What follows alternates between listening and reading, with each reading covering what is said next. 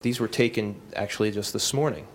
So even on a late March morning, something like 10 o'clock, there's actually some very nice daylight that comes in there.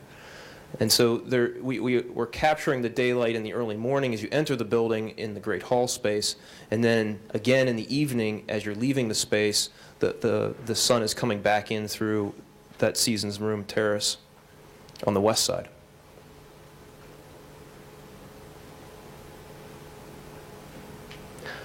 So interior, some of the lab spaces. We, again, as early as, and you know, it's hard to imagine, but we interviewed for this job in December of 2002, and the project just recently opened in January.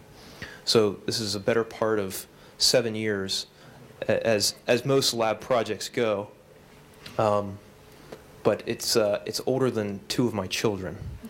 So. But it was back in 2004 when we had the sustainability charrette, bringing our lighting consultants on board, talking about strategies for lighting of the lab spaces, very intentionally locating these right over the edge of the lab benches to maximize the light levels both on and off the bench top, minimizing shadows that are cast by the users, and of course then maximizing this daylighting.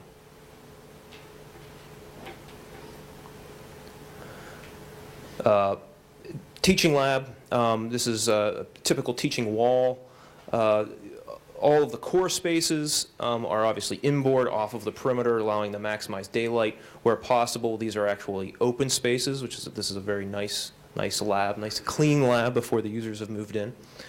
And then let's see. So again, presentation lighting and projection screens dropping down on the front of the classroom, and then natural daylight coming back from the rear. So here's a great example of the daylight dimming system that's actually been executed at Smith. The outer 2 4-foot light fixtures are on a daylight dimming control. It's a very simple mechanism that gets mounted into the light fixture itself. So when you have this flood of daylight coming into the space, as is often, these lights will drop their light levels. So maintaining a constant foot candle in the lab, whatever that might be preset to. And then where partitions were absolutely needed for privacy or security, we try to maximize the interior windows or lights in between labs or from labs into core spaces to let that daylight fall as deep into the space as possible. So it's 2 very simple credits, but maybe overlooked at times for LEED is light distribution into the space and then actual daylight views from the space to the outside, and certain percentages of the actual occupied square footage. So each of the labs is, instead of your traditional solid frame entrance door, we created a storefront for each of these labs. Again, trying to increase the interdisciplinary, making all the labs a bit more inviting and friendly, not just such a mystery of whatever's happening behind that door. And it's always a tough thing for architects, because I think that one thing you could see, although having walked through the building, I think the Smith users have actually embraced it. But one thing you could see is a lot of people just taping up these windows because they don't want that kind of exposure. But it actually is working. They seem to actually be embracing it. So you can see the daylighting coming in, and then this being one of these core spaces where, again, we've just tried to maximize the amount of light or glass to let that light come in from the lab into these core spaces. And a lot of these core spaces don't want dark rooms, environmental rooms, and things like that. So those are obviously intentionally put into the central core. And then just a few more great photographs that I'm particularly fond of. But just for context, this is the north elevation, stacked meeting rooms on each floor. This is the north dry lab. Here's the case study room that kind of sticks out and flanks out, allowing daylight views back to the campus, and then that Seasons Room terrace above it. I have a question on which you can answer later, but these slides highlighted these very tall windows. The top third of those windows seem to go up into They do. Above the full ceiling? They do, and you can see the shadow, actually, of what's happening there. This is just spandrel glass, so we've intentionally enlarged the window and dropped it almost to the floor level.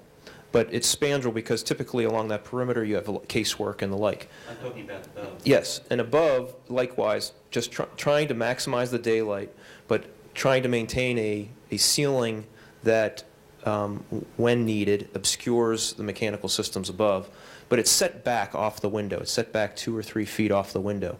So the daylight can drop deep into the space. You can't visually see through those. If I can go back to the... I'll ask you later, but I'm Sure. curious as to the value of that top third of the So you can glass. see, Whether yeah, there's actually another foot or so of glass that's above that. And if you did daylight studies without that versus with it, just as Todd was showing that he got 1,000% return on his shower heads, Mhm. I'm wondering what the return on that top third of the glass is. As far as I it- suspect it's not very great, or probably not. I agree. No, I agree. I agree.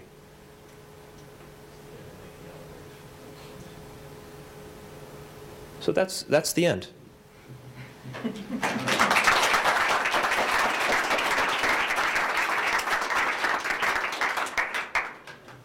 Okay. Or it's 20 degrees outside and the sprinkler systems are kicking full steam. Water in that lawn. Because no one's monitoring the timer or the water level sensor or whatever. Something's going awry. Question for Tom. You know, in your slideshow, you showed towards the end a lot of windows open and cold days, and I drive by campuses all the time, and it drives you nuts. I was at UMass, and the sun was hitting just right, and windows were open. You could just see the heat flowing out of the building, and kills you. Did I notice in one of your buildings you now have controls, individual controls in the room, and it shuts the system off when the window's open? Yeah. And how is that system working? Good question. We put that into Hitchcock, which is the one with the big array on the roof, not in the individual rooms, but in the common spaces. They have very large windows, and so we put sensors in, ties into the DDC system. Most of those spaces don't have DDC, so that's one obstacle. Yeah, basically what it does is it sets back the T-stat to 55 or something like that. So, you open the window and it's going to get cold. Right. I guess just anecdotally, I'll say that those windows are not left open that often. Or I can't remember any way walking by and seeing that open. I don't know that we've actually studied whether they're working. And, the other thing with that is that if you put that into a kid's room, they're not dummies. They'll overcome it pretty darn quickly. It doesn't take that much. There's a little magnetic switch. Yeah. So, no, we haven't opted to do that on a wide scale. It's a big challenge. Everybody likes their space a Yeah. little bit different, as we prescribe. It is. And one of the things I'm thinking about that is that, we tighten these buildings up so much. It may be that the answer is that we have to have heat recovery ventilation in each individual space, even if there's a window that opens or whatever, because, that's the only way to keep it fresh, particularly if you play hockey. And there's an argument for the energy conservation side to the just employee productivity side. I think that the ability to open a window is a convenience that may be a bit overlooked. The North Wing at Smith College has operable windows where the ventilation system allows for it. The wet side, the single pass air side is airtight for that reason, just be the enormous waste of energy. But there's something nice about being able to open the window and have that direct control of it. If you can get your mechanical systems to cooperate with you.